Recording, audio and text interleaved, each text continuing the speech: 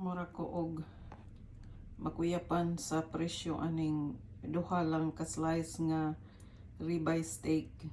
Natingala ko pagpalit nako nga namali na ko pagtanaw ang price, abi na ko 39.99 ang pound, kayo na ako nakita nga sign dito nga 39.99 ang pound.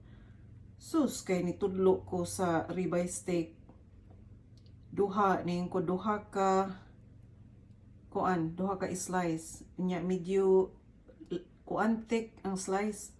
Pagtimbang na guys kay mauman di ay ni ang price 76.28. Tanawa 34.99 ang pound.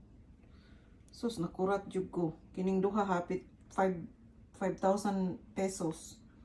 Kay nagpalit pud ko og certified Angus ground hamburger, ground beef.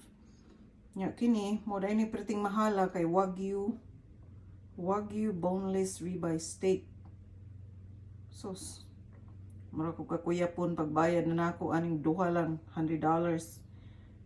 Almost $100. 34.99 ang pound aning Wagyu boneless ribeye steak.